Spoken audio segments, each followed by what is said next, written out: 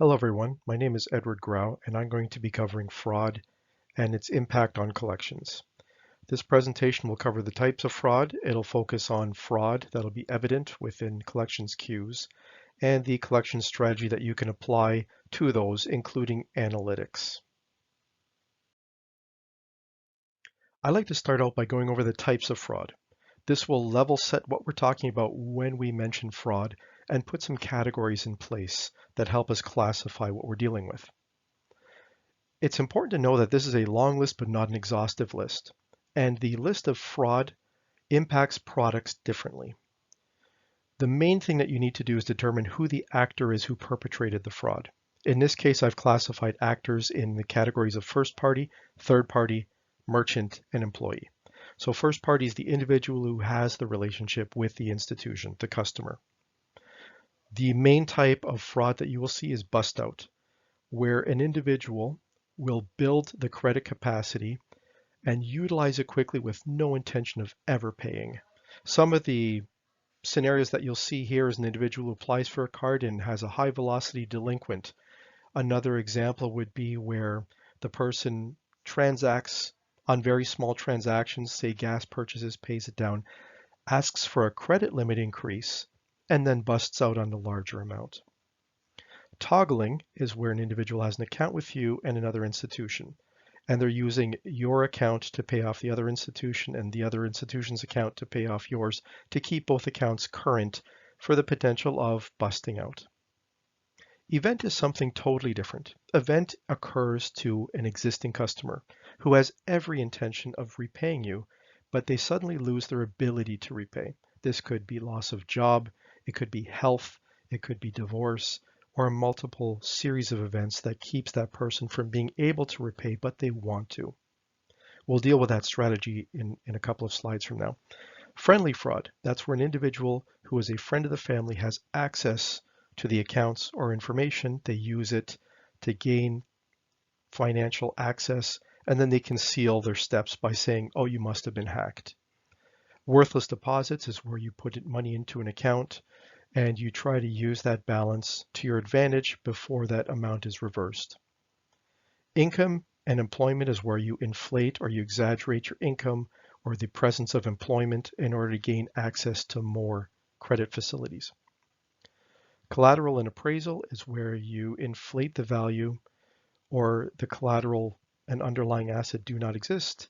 It's not owned, it's encumbered, or when you go to collect, it just disappears. Fraud for shelter is a mortgage fraud where an individual overstates their capacity, either via the value of the property or their income, to get a mortgage. They use it for dwelling before getting evicted at some point in the future, or they abscond with the money, or they sell the asset. Shotgun is where an individual gets multiple mortgages on a property, and Oklahoma/flip is where a property is flipped multiple times, where the individual claims that it's been improved every time it's been flipped and the valuation increases. This took out the Croatian credit union with a scam like this. Third-party fraud. Now, third-party fraud is nothing to do with the relationship with the individual and the bank. The biggest and most present emerging event here is account takeover, where an individual uses their account and their identity is assumed or access is gained to that account. Card not received is where a card is sent out, it's intercepted and used before the individual even knows it's missing. Skim is where an existing card is being used and the information is imaged or copied in order to create more transactions. Cross-border utilizes the break in the network between countries where connections are delayed or reporting and authorization limits are higher, and that allows the perpetrator to create transactions under those limits where an immediate authorization is not necessary. Card not present is where the card is used, where the physical card is not present and the chip-on-chip connection is not necessary. This could be online transactions, could be phone-in transactions. It's card not present. Forging and washing relates to checks, where the check is forged outrightly or the information is altered, and by the time the check clears, the check has been deposited and the perpetrator tries to use that value for that period of time of the float in order to extract that money. Kiting is where the check clearing process is used in order to try to create some sort of value for a period of time before the check proves to be worthless. Impersonating is where an individual will try to impersonate the customer, the first party individual, and try to use that to gain access to get credit or to withdraw assets. Merchant is an actor where someone in the financial services chain who is trusted has a terminal and possibly uses that terminal for skimming or for duplicate transactions. This could be mostly in card not present transactions. It could be a malicious IP address, or it could be a criminal merchant where they charge additional transactions. Say the customer tried to cancel the service, but the merchant continues to charge, hoping that they won't get charged back. And then employees are internal actors who in turn steal lists, manipulate accounts, take assets directly, or provide or grant access and approvals. We've seen cases where a bank teller drives up with a Porsche Boxster. It turns out that she was approving accounts for criminal entities, and her coworker reported on her. So there's multiple different frauds, and those impact products differently. So we're going to get into the strategy of how this impacts collections now that we have this framework. Fraud is a big deal, and its impact is very big. It's $1 billion issue annually for banks. And there's a couple of components that are not necessarily spoken about directly in fraud. So if we take a look at the categories, check, not that big. Debit is much smaller because of chip. Credit is still the largest category directly because of the ability to get hands on money that is not yours and the attractiveness of the leverage it provides. Line of credit loan, electronic channels, that one is growing. Mortgage is typically, it's large, but infrequent because of the collateral that usually gets assessed. Commercial is small as well because of the human interaction and the assessment that occurs ahead of authorization. And then one that you really need to take a look at is provision for loan losses. A portion of the provision for credit losses is actually misclassified fraud. So if you think about it, there are some bust outs and there are some high velocity delinquencies where the individual who went into those credit facilities had never intended to repay. They're represented as loan losses within the credit portfolio and they end up directly into the collections queue. However, they are fraud. And you can increase your effectiveness and your value to your financial institution as a third-party collector or as the bank to a third-party collector in a symbiotic relationship where if you help classify the fraud losses that occur that look like credit losses, you will save a lot of time and resources, and you will help the financial institution up-channel, underwrite better facilities, and identify fraud earlier on. So let's get to the meat of the presentation. How does this impact collections? It impacts collections in the area of performance, profitability, reputation, and effectiveness. Now, for simplicity's sake, I put 3 strategies: business as usual, a crude selection of frauds through a set of rules or scenarios, and a more sophisticated scoring and sorting cases. So in the case of performance, the rule you have to understand is fraudsters have no intention of paying. You are wasting time going after these accounts. It is impacting your performance. It is making you look as a third-party collector as an ineffective collection agency. And files with heavy fraud contact will negatively impact your performance numbers. So if we approach this problem with business as usual, it's low initial investment, the control stays with the collector, but you're going to have lower performance and poor use of resources. If you select frauds and create rules with the financial institution, you're going to get a lower initial investment. You're going to save resource time, but you're going to need that service level agreement to determine, okay, what do we classify as obvious frauds and remove them or put them into a very low priority queue if we have time to collect them. You need those scenarios. They may be crude, but then it becomes difficult to compare firms. If I'm a bank and I have two different collection agencies and I don't set the rules clearly between them, I can't really tell who's performing better. If I score and sort cases, it has the best probability of classification. It will save resources, and academically, it will improve performance all the way across the board. But you need data, and you need investment, and you need to create those service level agreements and thresholds. However, it will improve performance. Profitability. Profitability is not the same as performance. Performance is the ability to collect on those accounts. Profitability is how much money you yield from the collections activities and efforts. So fraud files will not yield collection revenue. They were never customers. Their time spent on collecting those accounts will just drive up costs.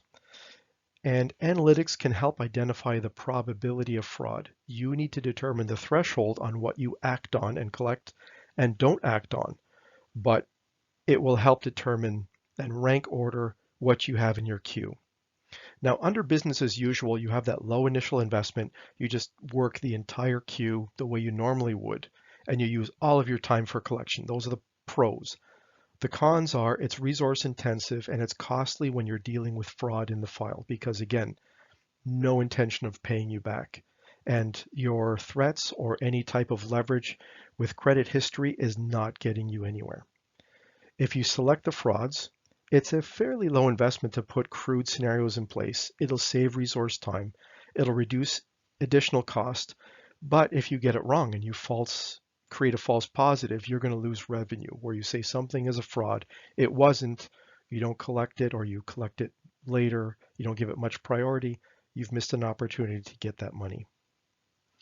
And you need to test champion and challenger rules. By the time you get here, you're going to need to create scenarios and the business as usual and test if you're actually being effective.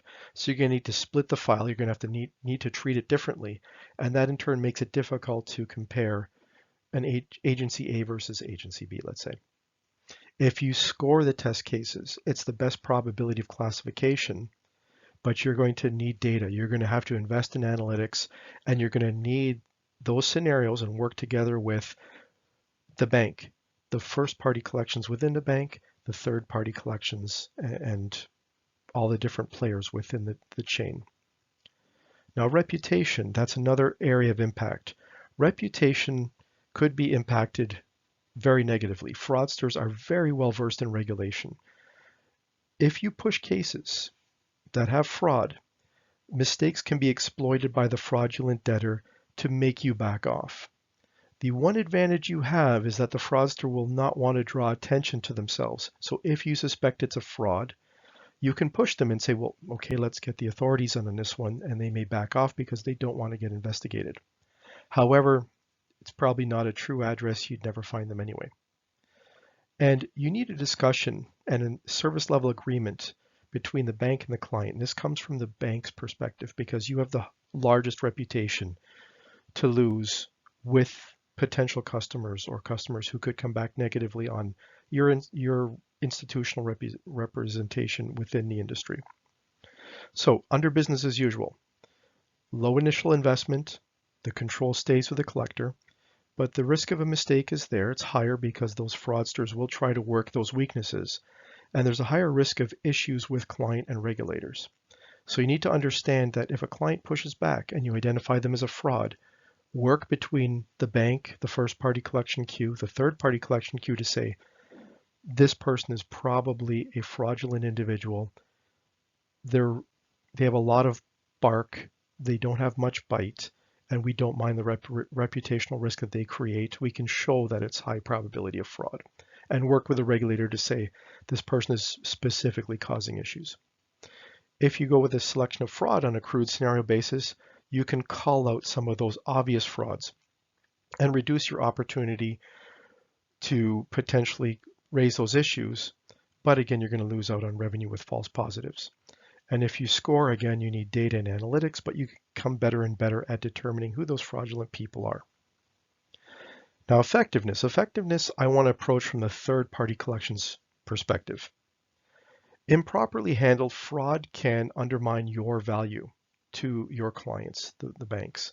Working with the client can provide value for both parties, and you enrich through a feedback loop back to that bank.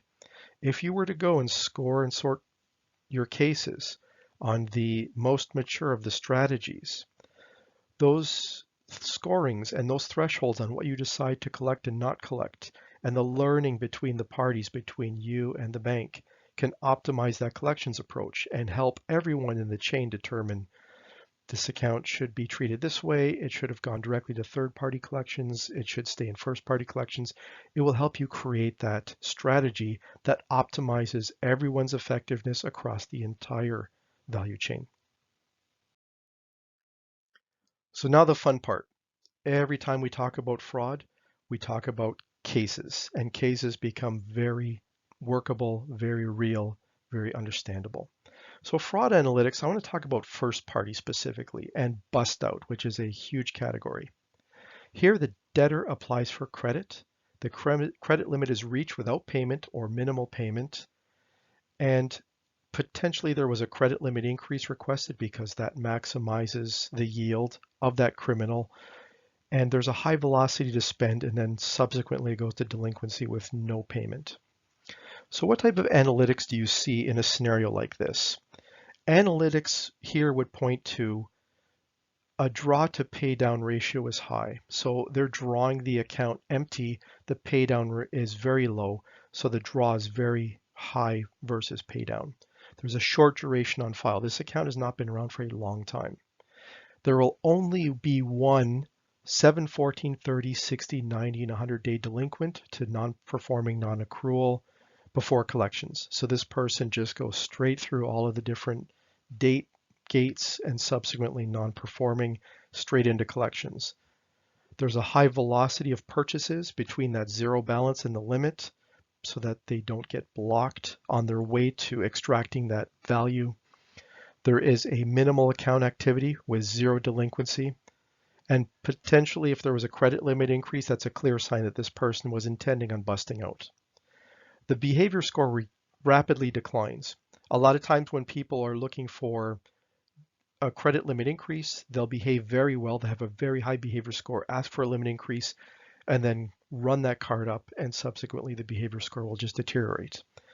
That information exists within a financial institution. It's not shared with a third-party collector, so that would need to be part of the feedback loop that in turn feeds the bank analytics. You're going to have obsolete contact information. There will be no promise to repay and no concern over the credit impact because that person intended on busting out. Application income or any verification income will show that it potentially was inflated. And there are cases where the employment was with the same employer. So let's say you have a basket of accounts that went bad. You all realize, wait a minute, they're all working for ABC Corporation. Time to talk to the corporate side of the business and see that ABC Corporation is a front. The strategy for dealing with these bust out frauds, you're trying to minimize your resource allocation. These people do not intend to repay you. You want to bypass first-party collection and get them to third-party collection as quickly as possible because you need your first-party relationships to be focused on customers who are salvageable. You want to work with the application team to modify your scorecard to identify people who have things such as these employers or income in this type of category and various attributes. You want to add that customer to the known bads. So that's what you do with a bust out. Completely turn that around with event. Event, the account revolves normally. The behavior is within acceptable parameters. The case here is where you'll see the direct deposit amounts cease. You're going to slowly see the balance start increasing, and then the person switches to minimum payments, and then the payments will cease. So this is the situation where an event occurred, a normal customer loses the ability to repay, but they want to, and they still care about their credit score, which is very important. You're going to see when it comes to analytics, how do you identify this person? They'll have a long duration on file. They'll have direct deposit relationships and potentially one large severance payment at the end before disappearing. There's a bank in Canada right now who's probably one of the best at dealing with fraud, and they look at this religiously on direct deposits. Did it disappear? Is this person at risk of going delinquent? You'll see several 7-day, 14-day delinquencies on the file, followed by one run-up of events where they just can't repay. 30, 60, 90, 180, non-performing, non-accrual. So they were a normal customer. They were revolving. They missed a payment or two. They start deteriorating a little bit, and then they do that final sinking into collections.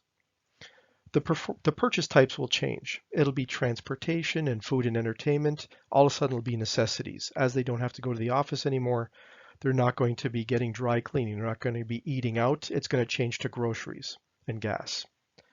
The behavior score will slowly and steadily decline, and transactions will be closer to home.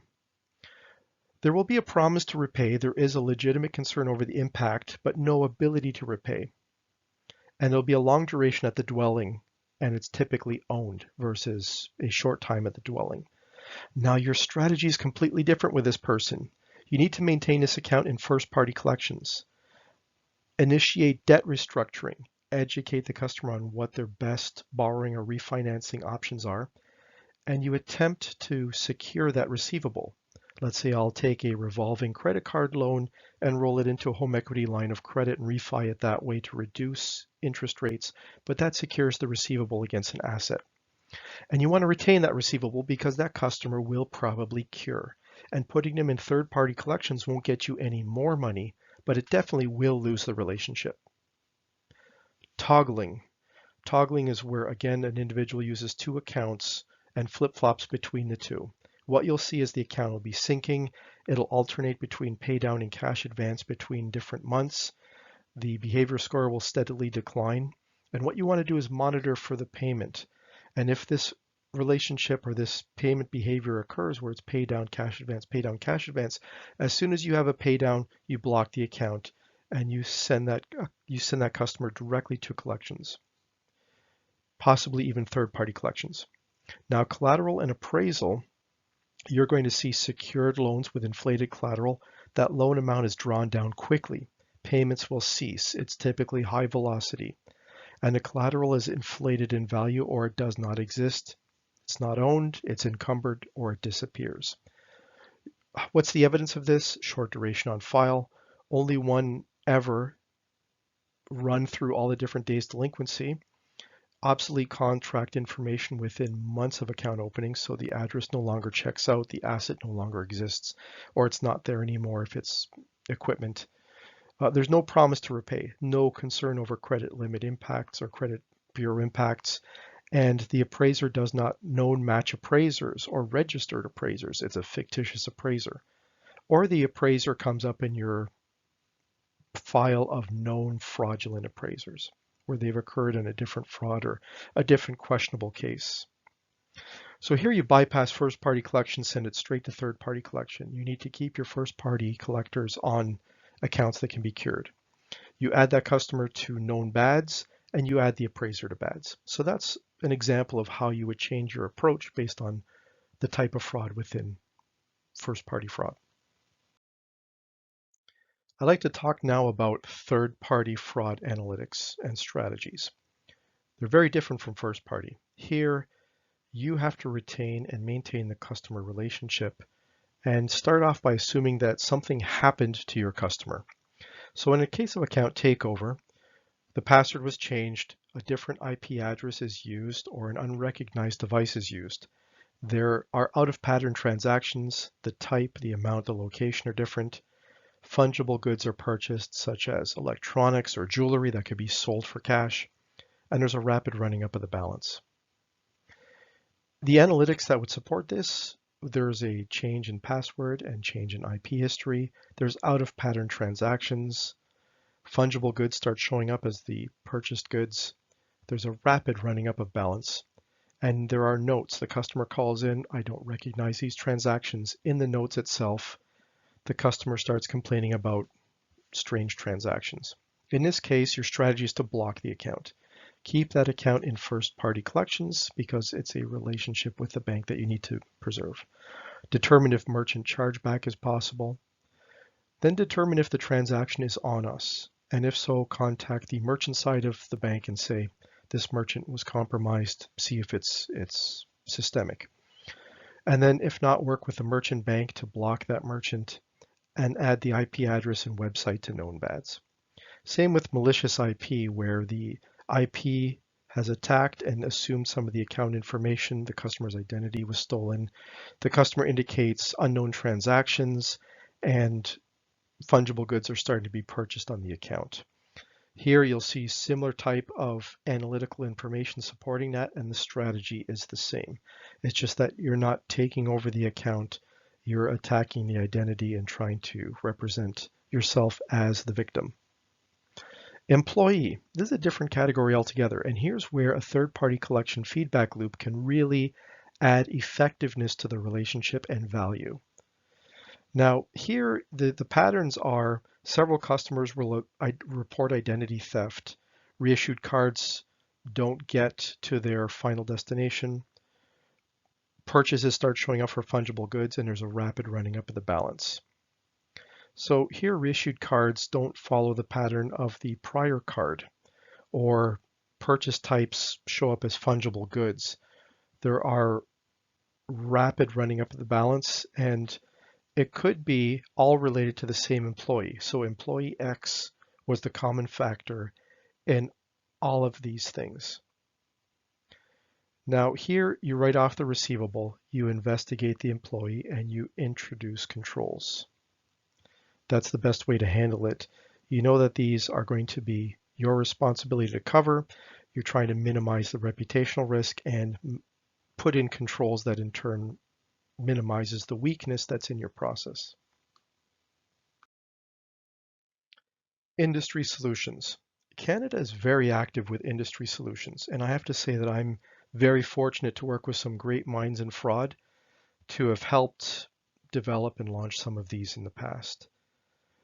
Now, Canada has fraud initiatives such as Project Mike, where the banks phone each other to say, our ATMs are getting attacked at a certain intersection, shut down all those ATMs within an area, and bring them back up in about a half hour after the fraudsters have left. Mongoose for checks, industry solutions such as Equifax Citadel, where a master bad list has been accumulating for several years now, and it knows where known fraudsters are, and it alerts your potential application for the incidence of fraud and the probability of fraud. Interac and various CHIP initiatives have been great. Kinetics on the insurance side, as well as Equity Association for the insurance fraud components. JORM, various products in the industry such as Ethica for merchant chargebacks.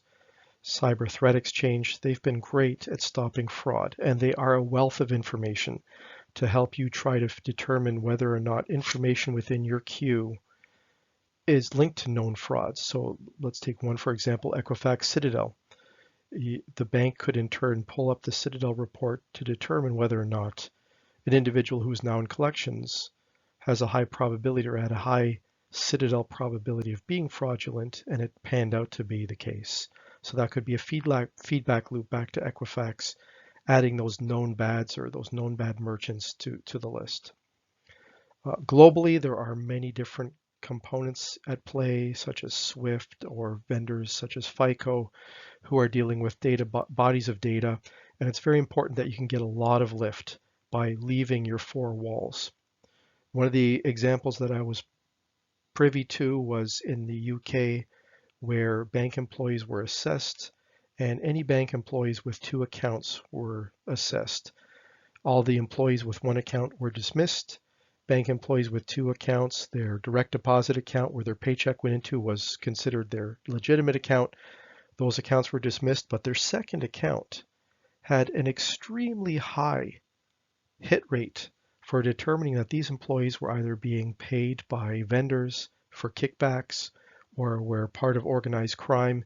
There was a massive hit rate between the second account and incidences of fraud for internal fraud. So any type of external lists and bodies of information beyond your 4 walls can really help with lift. Now, all of these different entities and all of these different solutions are part of your fraud ecosystem. And every fraud hub has a similar structure to this. This is the structure that was used years ago to help create something like Kinetics and various industry solutions. So each of these pie shapes within the halo of the outer rings are a financial institution. They will have their internal data that will never be shared. They will have their analytical layer, and then they'll have their shareable output and interface within the centralized hub. That data goes into the hub and comes back richer. So Bank A has a relationship with Ed Grau. Ed Grau seems perfectly fine. They send that data to the crime hub. The crime hub comes back and says Ed Grau has been known for busting out at another institution. Although he's fine at you, maybe you're the host institution because even criminals need financial services. You may want to put him on a watch or block him. So this ecosystem is what gives you that feedback loop.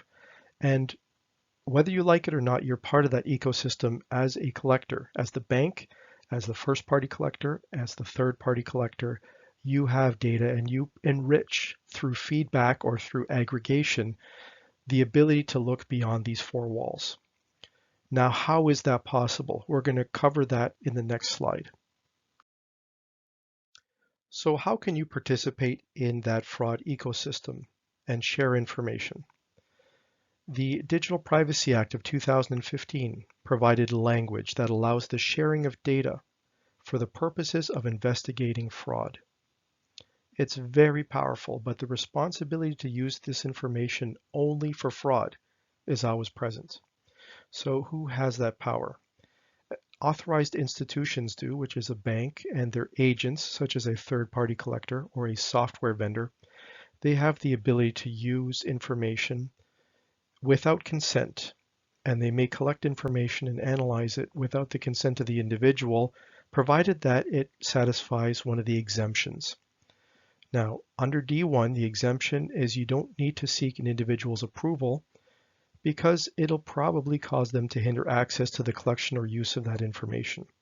If I'm investigating a criminal, chances are they will want to deny me access to information that allows me to investigate them. Under D2, it is for the purposes of fraud investigation and prevention. You have to be very careful here. It cannot be used for marketing, for customer analytics, can't even be used for collections. It has to be used to investigate frauds.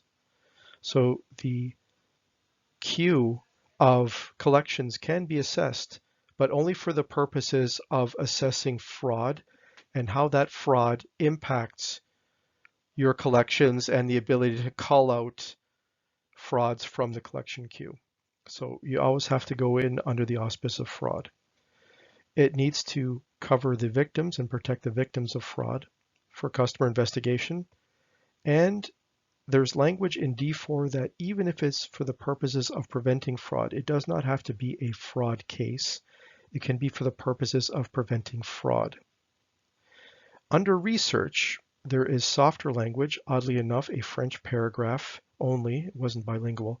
There's softer language that allows for some research. So not only the investigation of specific frauds, it can be used for research, which then covers the good customer file, because anyone who investigates or creates scorecards will know that you have to look at the universe of customers. You can't just look at a skewed data set of bads to understand the behavior of bads within a universe of goods and bads.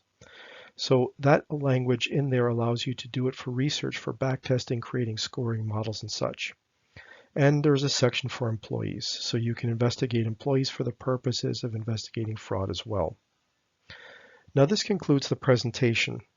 I hope that you were able to gain a little bit of insight as to fraud, but I do want to point out that there is a different way of handling your collections activity based on if there's fraud in your queue.